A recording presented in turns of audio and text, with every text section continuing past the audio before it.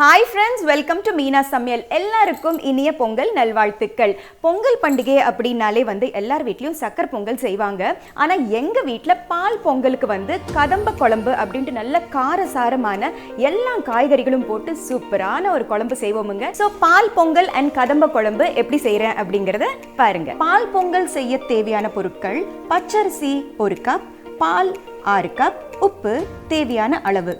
சர்க்கரை பொங்கல் செய்ய தேவையான பொருட்கள்: பால் பொங்கல் தேவையான அளவு, வெல்லம் தேவையான அளவு. கதம்ப குழம்பு செய்ய தேவையான பொருட்கள்: பரங்கிக்காய் 100 கிராம், வெள்ளை பூசணி 100 கிராம், அவரைக்காய் 100 கிராம், கொத்தவரங்காய் 100 கிராம், பாவக்காய் 50 கிராம், பச்சை மாங்காய் 100 கிராம், உருளைக்கிழங்கு 100 கிராம், சக்கரவள்ளி கிழங்கு 100 கிராம், சேப்பங்கிழங்கு 100 கிராம், பிடி கருணை 100 கிராம், கோவக்காய் 100 கிராம், புடலங்காய் 100 கிராம், வெண்டைக்காய் 100 கிராம், சவ் 100 கிராம், பச்சை துவரை 100 கிராம், மொச்சக்கொட்டை 100 கிராம், புளி கரைசல் 2 table spoon, sambar powder 3 table spoon, மஞ்சள் தூள் அரை டீஸ்பூன், வெல்லம் 1 டேபிள் ஸ்பூன், தாளிப்பதற்காக கடுகு 1 டீஸ்பூன், கருவேப்பிலை சிறிதளவு, பெருங்காயம் 1/4 டீஸ்பூன், சிகப்பு மிளகாய் 2,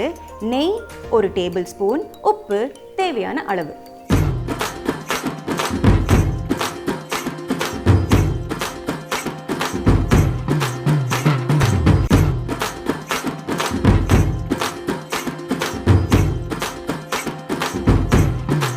பால் பொங்கல் தான் நம்ம முதல்ல செய்ய போகிறோம். அதுக்கு பச்சரிசியை நான் ஊற வச்சிருக்கேன். ஒரு 10 நிமிஷமாக ஊறிட்டு இருக்கு. பொங்கல் செய்யும் போது பொங்கல் செய்யறதுக்காக புது அரிசி அப்படின்ட்டு கேட்டு வாங்கணுமுங்க.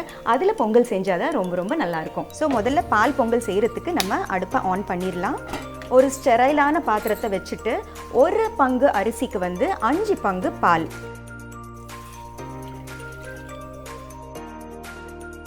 இது காய்ச்சாத பச்சை பால். என்ன, பால் பொங்கி வந்ததுக்கு அப்புறமா தான் நம்ம கழுவி ஊற வச்ச அரிசியை இதில் சேர்க்க போகிறோம். ஸோ முதல்ல நான் 5 பால் ஊற்றிருக்கேன். ஒரு பால் அப்படியே இதில் மிச்சம் மீதி இருக்குது. தேவைப்படும் போது மட்டுமே நம்ம சேர்த்துக்கலாம். இது பொங்கு வர வரைக்கும் நம்ம வெயிட் பண்ணலாம். ஒரு குக்கரில் தேவையான அளவு தண்ணி விட்டுட்டு ஒரு அகலமான பெரிய பாத்திரம் எடுத்து வச்சுக்கோங்க. இப்போ நம்ம கட் பண்ண காய்கறி எல்லாம் இதில் ஒன்று ஒன்று சேர்த்துக்கலாம். முதல்ல கோவக்காய், அதுக்கப்புறமா பாவக்காய், வெண்டைக்காய், பச்சை மாங்காய், கொத்தவரங்காய், சவ், உருளைக்கிழங்கு தோல் நீக்கி நான் கியூப்ஸாக கட் பண்ணி வச்சுருக்கேன், பிடி கருணை, புடலங்காய், வெள்ளை பூசணி, அவரைக்காய், பச்சை மொச்சை, ஃப்ரெஷ் துவரை, மஞ்சள் பூசணி, சேப்பங்கிழங்கு, ஃபைனலி சக்கரவள்ளி கிழங்கு. நீங்கள் கவனிச்சிங்கன்னா கொஞ்சம் டஃப்பாக வேகிறதுக்கு நேரம் ஆகும் அப்படிங்கிற வெஜிடபிள்ஸ் நான் கீழே போட்டிருக்கேன். ஈஸியாக குழஞ்சிடும் அப்படிங்கிற வெஜிடபிள்ஸ் எல்லாம் மேலே போட்டிருக்கேன். ஸோ இதுக்கு தேவையான தண்ணி ஊற்றிட்டு குக்கர் மூடியை க்ளோஸ் பண்ணிவிட்டு வெயிட் வச்சுட்டு ஒரு 3 விசில் நம்ம விட்டுடலாம். இந்த மாதிரி நல்ல பால் பொங்கி வரும்போது கொஞ்சம் சிம் வச்சிடலாம். இந்த ஊற வச்ச அரிசியை இதில் சேர்த்துடலாம். பொங்கலோ பொங்கல், பொங்கலோ பொங்கல், பொங்கலோ பொங்கல். பொங்கல் செய்யும் போது நல்ல சாமியை கும்பிட்டுட்டு அதுக்கப்புறமா பொங்கல் எப்படி நல்ல பொங்கி நல்லா வழிஞ்சு மேலே வருதோ அதே மாதிரி நம்ம குடும்பமும் நல்ல முன்னுக்கு வரணும் அப்படிங்கிறது மனசில் நினச்சுட்டே நம்ம செஞ்சோம்னா பொங்கலும் சுவையாக இருக்கும், அந்த வருஷமும் நல்ல முழுமடியும். அரிசி போட்டதுக்கு அப்புறமா கொஞ்சம் மிதமான ஃப்ளேமில் ஒன்ஸ் இன் அ வைல் கிளறிட்டே வந்தோம்னா அடி பிடிக்காமல் இருக்கும். இப்போ நம்ம பொங்கல் பார்த்தீங்கன்னா ஆல்மோஸ்ட் ஹாஃப் வெந்தாச்சு. இன்னொரு 10 மினிட்ஸ், ஆல்மோஸ்ட் இப்போ 15 மினிட்ஸாக கிண்டிக்கிட்டே இருக்கும். இன்னொரு 5 to 10 மினிட்ஸ் ஆகும். அண்ட் இன்னொரு முக்கியமான விஷயம் நான் சொல்லணும்னு நினச்சது என்னென்னா, சாதாரண தட் இஸ் ஸ்கிம்டு மில்கை விட ஃபுல் ஃபேட் மில்கில் செஞ்சிங்கன்னா இன்னுமே ரொம்ப ரொம்ப டேஸ்டியாக இருக்கும். இதோட எண்ட் ப்ராடக்ட் கோவா சாதம் அப்படின்னு கூட இதுக்கு ஒரு பேர் வைக்கலாம். அந்த அளவுக்கு ரிச்சாக இருக்கும் இந்த பொங்கல். இப்போ 3 விசில் முடிஞ்சாச்சு. நான் ஸ்டவ்வை சுவிட்ச் ஆஃப் பண்ணிடுறேன். இப்போ ஆல்மோஸ்ட் நல்லா இறுகியாச்சு. நம்ம சாதம் வெந்துருச்சா அப்படிங்கிறத பார்ப்போம்.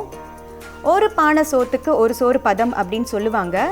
ஸோ பாருங்கள், இன்னும் வேகலை, ஆனால் பால் இறுகிடுச்சு. அதுதான் நான் சொன்னேன், 1 டம்ளர் ஸ்டாண்ட் பையாக நம்ம பால் எடுத்து வச்சுக்கலாம். இப்போ 1 டம்ளர் பாலை நம்ம ஊற்றிடலாம். ஒரு டம்ளர் அரிசிக்கு வந்து முதல்ல 5 டம்ளர் பால் அப்படின்னு சொன்னேன் இல்லையா? இப்போ 6வது டம்ளர் நான் ஊற்றுனது வந்து நம்ம எந்த அரிசி வாங்குகிறோம், எந்த கடையில் வாங்குகிறோம், அதாவது புது அரிசி, பொங்கல் அரிசி, நம்மளுக்கு பழக்கம் இல்லாத புது அரிசி இல்லையா?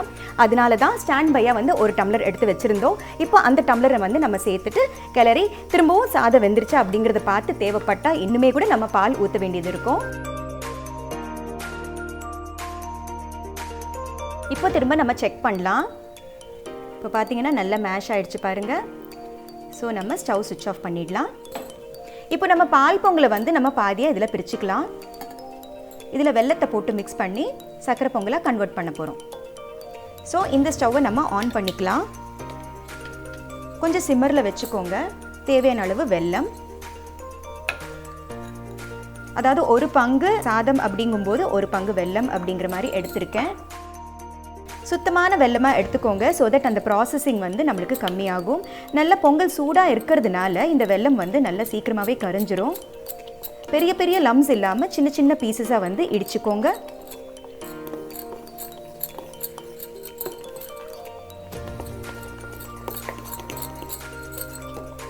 உங்களுக்கு விருப்பப்பட்டீங்கன்னா இதில் தேங்காய் துருவலும் சேர்த்துக்கலாம். வெல்லம் கரையிற வரைக்கும் கொஞ்சம் கிளறிட்டே இருக்கலாம். சிம்மில் வச்சுக்கோங்க, ஏன்னா பொங்கல் ஆல்ரெடி வெந்தாச்சு. ஸோ இப்போ வெல்லம் எல்லாம் நல்லா கரைஞ்சாச்சு. நான் ஸ்டவ் சுவிட்ச் ஆஃப் பண்ணிடுறேன். வெல்லம் நல்லா கரைஞ்சதுக்கு அப்புறமா ஒரு டேபிள் ஸ்பூன் அளவு நெய் போட்டு கிளறினோம்னா சக்கரை பொங்கல் வந்து நல்லா கமகமன்னு இருக்கும். விருப்பப்பட்டீங்கன்னா நெய் தாளிப்பில் வந்து முந்திரியும் திராட்சையும் கூட இதில் சேர்த்துக்கலாம். சக்கரை பொங்கல் இஸ் ரெடி. இப்போ இந்த அடுப்பை திரும்பவும் ஆன் பண்ணிக்கிறேன். சிம்மர்லேயே இருக்கட்டும். இதுக்கு தேவையான அளவு உப்பு, கல்லுப்பு சேர்த்துக்கிறேன். கொஞ்சமாக போதும். இந்த சூட்டுக்கே வந்து உப்பும் கரைஞ்சிரும். கல்லுப்பு போட்டதுனால ஒரு 2 நிமிஷம் கிளறுங்க. அண்டு உப்பு போடுறது வந்து ஃபைனல் ஸ்டேஜில் தான் போடணும். ஏன்னா பால் அண்ட் உப்பு வந்து பால் திரியறதுக்கான சான்சஸ் இருக்குது. ஸோ ஃபுல்லாக வெந்ததுக்கு அப்புறமா திரியறதுக்கு ஸ்கோப் இருக்காது. ஸோ அந்த ஸ்டேஜில் மட்டும்தான் நம்ம உப்பு சேர்த்துக்கணும். ஸோ உப்பு கலந்தாச்சு. நான் ஸ்டவ் சுவிட்ச் ஆஃப் பண்ணிடுறேன். ஸோ பால் பொங்கல் இஸ் ரெடி. நம்ம ப்ரெஷர் வந்து இப்போ அடங்கிடுச்சு. இப்போ குக்கரை ஓப்பன் பண்ணிடலாம். ஸோ எந்த அளவுக்கு சாஃப்டாக வெந்திருக்கு பாருங்கள் காயெல்லாம். ஸோ இப்போ இந்த காயை வந்து இந்த அகலமான பாத்திரத்தில் கொட்டிடலாம். இதில் வந்து புளி கரைசலை நம்ம சேர்த்துக்கலாம். புளி கரைசல் வந்து நான் ஒரு நல்ல பெரிய எலுமிச்சை சைஸ் அளவு எடுத்திருக்கேன். தேவைப்பட்டால் இன்னும் கூட கொஞ்சம் சேர்த்துக்கோங்க. ஏன்னா பச்சை மாங்காய் வேறு போட்டிருக்கேன். ஸோ அதில் இருக்கிற புளிப்பு வேறு நம்மளுக்கு ஆட் ஆன் ஆகிடும். ஸோ புளிப்பு வந்து பார்த்து போட்டுக்கோங்க. ஸோ தேவையான அளவு மஞ்சள் தூள், அதுக்கப்புறமா பேலன்ஸ் பண்ணுறதுக்கு வெல்லம், தேவையான அளவு உப்பு சேர்த்துக்கலாம். சாம்பார் பொடி எல்லாத்தையும் போட்டு நல்லா மிக்ஸ் பண்ணி அதுக்கப்புறமா நம்ம அடுப்பில் வச்சோம்னா அடி பிடிக்காமல் சமமாக கொதிக்கும். இந்த குழம்பு வந்து டெடிகேட்டட் டு அவர் ஃபார்மர்ஸ் அப்படின்னு சொல்லலாம். ஏன்னா எல்லா விதமான காய் இருக்குது, அதுக்கப்புறமா கிழங்கு இருக்குது, தானியம் வெரைட்டி இருக்குது. இது மட்டும் இல்லாமல் எல்லா விதமான டேஸ்ட்டும் இருக்குங்க. உப்பு, காரம், புளிப்பு, இனிப்பு, கசப்பு, துவர்ப்பு அப்படின்ட்டு எல்லா விதமான டேஸ்ட்டும் இருக்கிறதுனால இந்த நல்ல நாள் பொங்கல் பண்டிகை அன்னைக்கு எல்லா சுவையும் நம்மளுக்கு வந்து சேர்ந்து வரணும் அப்படிங்கிறது எங்கள் வீட்டோடைய ஐதீகம். அதுவும் இல்லாமல் ஒரு முக்கியமான பாயிண்ட் என்னன்னா, நம்ம நாட்டு காய்கறிகளை வந்து யூஸ் பண்ணி செய்கிறோம். இங்கிலீஷ் காய்கறிகள், அதாவது பீட்ரூட்டு, கேரட்டு, பீன்ஸு, கேப்சிகம், இந்த மாதிரி இங்கிலீஷ் வெஜிடபிள்ஸ் இல்லாமல் நாட்டு காய்கறிகளோட சேர்த்து செய்கிறது வந்து இன்னொரு மன திருப்தி தாங்க. இப்போ திரும்ப ஸ்டவ் ஆன் பண்ணிடலாம். நம்ம மிக்ஸ் பண்ண குழம்ப இது மேலே வச்சுட்டு இதுவும் அடிப்பிடிக்காமல் இருக்கிறதுக்காக நம்ம கண்டினியூஸாக ஸ்டியர் பண்ணிக்கிட்டே இருக்கணும்.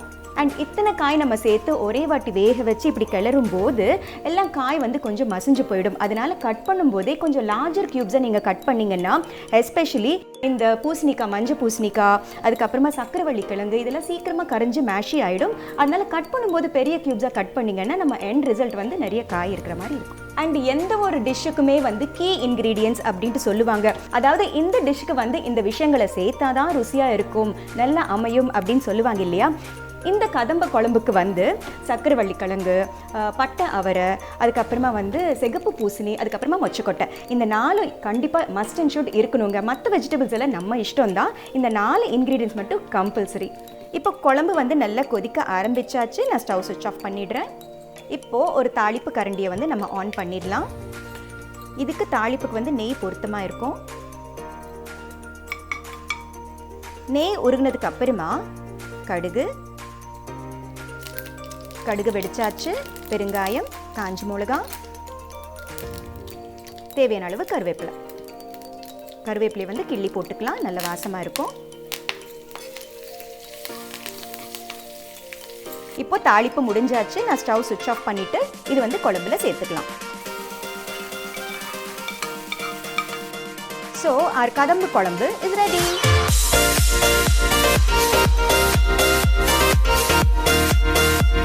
ஸோ பால் பொங்கல் அண்ட் கதம்ப குழம்பு போனஸாக சக்கரை பொங்கலும் பார்த்தாச்சு இல்லைங்களா? கண்டிப்பாக இது நீங்கள் ட்ரை பண்ணி பாருங்கள்.